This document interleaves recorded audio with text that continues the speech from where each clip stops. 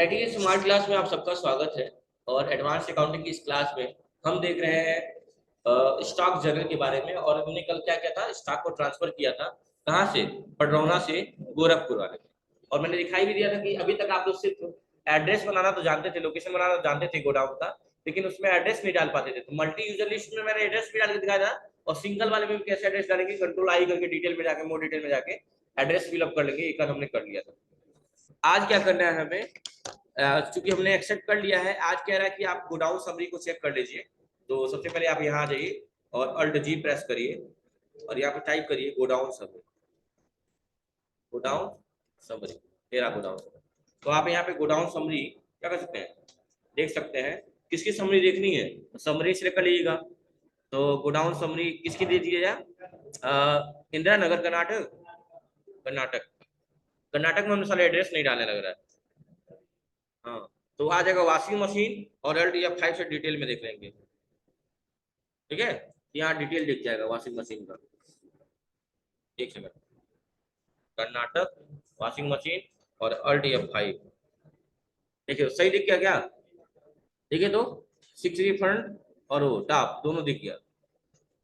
और इसके बाद से कह रहा है कि इस चीज को आप यहाँ से भी देख सकते हैं। दो तरीका बता रहा है बार बार, और मुझे लगता है सर्च करने वाला ज्यादा आसान है। दूसरा तरीका बता रहा है कि आप डिस्प्ले मोड पे जाएं, डिस्प्ले मोड रिपोर्ट पे जाएं, और उसके बाद से आप जाएं डिस्प्ले मोड रिपोर्ट पे। डिस्प्ले मोड रिपोर्ट पे इन्वेंट्री बुक में, कहाँ पे, इन्वेंट्री बुक में। और इन्वेंट्री बुक में जाने के बाद से गोडाउन पे चले जाए, गोडाउन पे। और गोडाउन पे जाने के बाद वही सेम का वो यहाँ से करेंगे, कर्नाटक सेलेक्ट करेंगे, इंटर करेंगे और अल्ट F5 से क्या करेंगे, हाँ हो जाएगा। चलिए, हम लोग पीस थोड़ी ज्यादा दिखा रहा है क्योंकि हम लोग पुराना क्वेश्चन भी जो किए थे इससे पहले वाला, इसी पे किए थे ना। इससे पहले क्या पढ़े थे हम लोग, हाँ, रिसीवेबल एंड पेबल। तो वो भी क्वेश्चन इसी पे किए थे ना, इसलिए हम इसमें जो क्वांटिटी है ज्यादा दिखा रहा है और इसमें कम दिखा रहा है। ठीक है, अब देखिए क्या कह रहा है उसके बाद से। बैलेंस शीट भी चेक कर सकते हैं आप, यहाँ से बैलेंस शीट भी चेक कर लीजिए।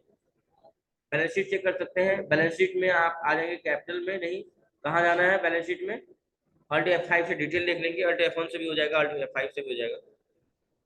ठीक है, डिटेल देख लेंगे। अल्ट F1 से भी डिटेल देखा जाता है, ये बात पता रखिएगा। Next, let us generate the profit and loss account report. अब क्या जनरेट करेंगे, प्रॉफिट एंड लॉस अकाउंट। तो प्रॉफिट एंड लॉस अकाउंट पे आ जाइए, और उसके लिए क्या करना है आपको, अल्ट जी करके प्रॉफिट एंड लॉस अकाउंट भी सर्च कर लीजिए। अल्ट जी और प्रॉफिट एंड लॉस अकाउंट,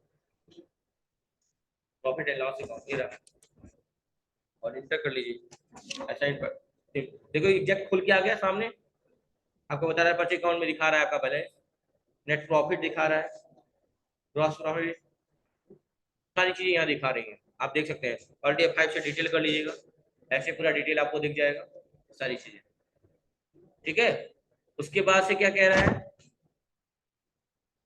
उसके बाद से कह रहा है आपका कि स्टॉक समरी में, गेट ऑफ टैरिफ है, स्टॉक समरी में डिटेल देख लेंगे, डिटेल देख लिए।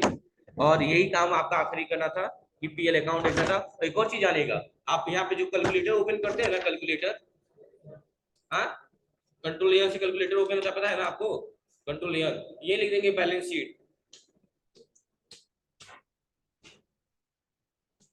और इंटर करेंगे। देखिए बैलेंस शीट खुल जाएगा, बता दिया बैलेंस, बता दिया बैलेंस।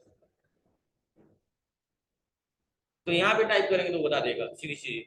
ठीक है, इस तरीके से आपका ये चैप्टर, आपका जो purchase and sales order management था वो खत्म हो गया।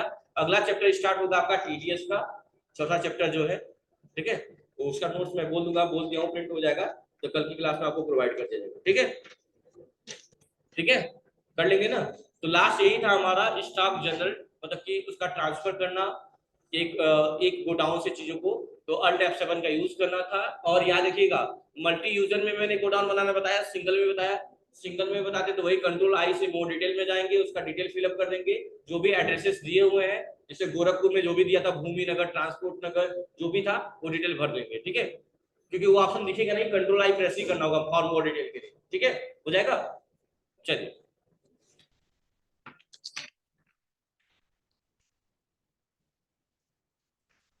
अब यहाँ पे एक कंक्लूजन दिया हुआ है, कंक्लूजन को थोड़ा पढ़ लेंगे। कंक्लूजन देखिए क्या दिया हुआ है, in this chapter you have learn to record the complete purchase and sales order processing by the activating the required the voucher and inventory voucher. मतलब कि आपने देखा इस चैप्टर में, इस अध्याय में हम क्या सीखे कि कैसे हम परचेज ऑर्डर और सेल्स ऑर्डर को एक्सेप्ट करते हैं, कैसे उस ऑर्डर को रिसीव करते हैं या डिलीवर करते हैं, इसके बारे में।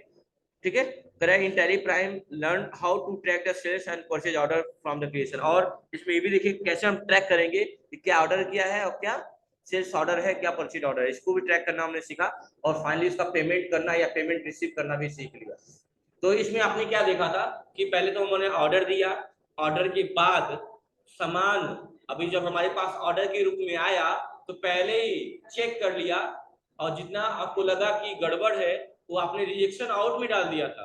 रिजेक्शन आउट करेंगे जब आप किसी को भेजते हैं तो आपने रिजेक्शन आउट कर दिया, फिर बाकी जो चीज थी उसके लिए आपने परचेज में एंट्री की, उसके बाद जो आपको ड्रॉबैक मिली, जो भी कमियां मिला, उसके लिए आपने डेबिट नोट वाउचर का यूज किया था। ठीक इससे अपोजिट सेल्स वाउचर में भी यही स्कीम था कि आपने किसी को भेजा सामान, उसने चेक किया, जब उसको जितना उसको वापस करना लगा कि रजिस्टर में डालना है, उसने रिजेक्ट कर दिया, आपके पास वापस आ गई चीजें, और बाकी चीजों को आपने क्या किया, सेल्स वाउचर में एंट्री कर दिया।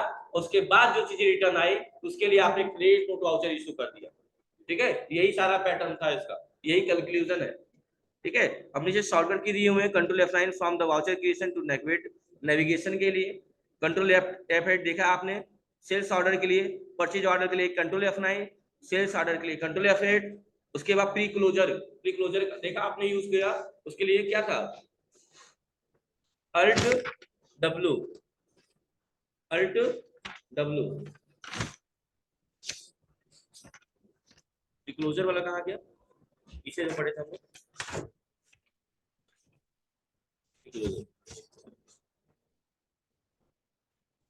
प्री क्लोजर क्या था, प्री क्लोजर ये था कि मान लीजिए हमने 50 पीस का ऑर्डर दिया दूसरे, और कुछ पीस में डिफेक्टिव निकल गए थे जिसको हमने वापस कर दिया या उसने हमें वापस कर दिया, तो हमने अगर डिमांड 50 की है तो हमें 50 प्रोवाइड करना चाहिए। अगर नहीं किया गया है तो उसके लिए हम प्री क्लोजर करते हैं, जो भी डिफेक्टिव है उसकी जगह हमारा माल कंप्लीट करिए ना। नहीं समझ में आ रहा है, जैसे मान लो 50 पीस का हमने ऑर्डर दिया, आपने मुझे 50 पीस दिया था लेकिन उसमें 3 4 5 गलत निकला, मैंने वापस कर दिया, तो 5 का क्या करेंगे आप, भाई 50 काटा 50 मेरा मैनेज करिए, या फिर मैं आपको टाइम दे दूंगा कि महीने के लास्ट तक कर दीजिएगा, नहीं तो इसको क्या कर दीजिएगा, इस ऑर्डर को बंद कर दिया जाएगा। समझ रहे हो ना, यही बात, क्योंकि आपको रिक्वायरमेंट जिस हिसाब से उसी हिसाब से प्रोवाइड करना पड़ेगा। तो इसके लिए कंट्रोल डब्ल्यू शॉर्टकट के लिए बताया गया था। कंट्रोल F8 हो गया, कंट्रोल F8 हो गया, कंट्रोल F9 हो गया, और डब्ल्यू हो गया। और अल्ट एन किसके लिए था, स्टॉक समरी रिपोर्ट के लिए, और इसमें क्या करता, ऑर्डर और स्टॉक डिटेल के लिए हम कर रहे थे अल्ट ए से, अल्ट एन से। और अल्ट से एस से क्या था, उससे सिंपल ऑर्डर क्या करते, एडवांस कर रहे थे, अल्ट एस दबाते थे, नहीं होता था, एक्सपेंड हो जाता, फिर नॉर्मल हो जा रहा था, वो करते थे। अब चैप्टर 4 क्या दिया हुआ है, tracking additional cost on purchase. क्या करना है, एडिशनल कॉस्ट ऑन परचेज को करना है, चौथा चैप्टर ये है क्या, कह रहे हैं द कॉस्ट ऑफ, सुनिए का इंट्रोडक्शन क्या दिया हुआ है, थोड़ा देख लीजिएगा। कह रहा है the cost of an item is the rate which item purchase, however, कह रहा है कि cost of an item rate which item which purchase, cost rate किसे बोलते हैं, जिस जिस रेट पे आप किसी आइटम को परचेज करते हैं उसकी बात की गई है। कह रहा however there are other expenses which will be include at the time of the purchase, like जैसे कि, और ये भी होता है कि वो भी एक्सपेंसेस की बात की गई है जो आप परचेज करते समय आप एक्सपेंस करते, खर्च करते हैं, जैसे कि packing charge, freight charge, cartage charge, transportation charge, ये सारे चार्ज होते हैं। ठीक है, जो आप कोई सामान खरीदते हैं तो उस पर किया जाता है, जैसे आप सामान कोई मंगाते हैं तो भाड़ा देते हो, ट्रांसपोर्टेशन चार्ज होता है। ठीक है, हाँ हाँ हाँ, वही वही, मतलब जब तक याद रखिएगा, जब तक कोई चीज फैक्ट्री तक है, फैक्ट्री पे जब तक उसके मैन्युफैक्चरिंग में जो भी खर्चे हो रहे हैं वो सारे डायरेक्ट एक्सपेंस कहलाते हैं, और एक बार फैक्ट्री से चीजें बन के निकल गई बाहर, उसके बाद होने वाले खर्चे इनडायरेक्ट कहलाते हैं, जिसे प्रत्यक्ष या अप्रत्यक्ष के नाम से भी आप लोग बोलते हैं। ठीक है, रुकिए 2 मिनट, थोड़ा सा पी लें। चलिए देख लीजिए, तो सारे चार्जेस के नाम हो गए, और क्या कह रहा है, this charges are also called additional cost on purchase. और इन्हीं को जैसे टैली में नहीं पढ़े थे आप लोग, जो नॉर्मल टैली बेसिक पढ़े थे, तो नहीं होता था कोई सामान खरीदे तो उस पर हम लोग packing charge, food expense, transportation charge, freight charge देते थे ना। अच्छा, उस पर जीएसटी अप्लीकेबल रहता था कि नॉट अप्लीकेबल रहता था, चार्जेस पे जीएसटी अप्लीकेबल होता है कि नॉट अप्लीकेबल, नहीं नहीं, मैंने जो पूछा मैंने सिर्फ ये पूछा कि जो भी एडिशनल कॉस्ट के तौर पे जो भी चार्जेस यूज कर रहे हैं क्या उस पर जीएसटी एप्लीकेबल होता है कि नहीं होता है?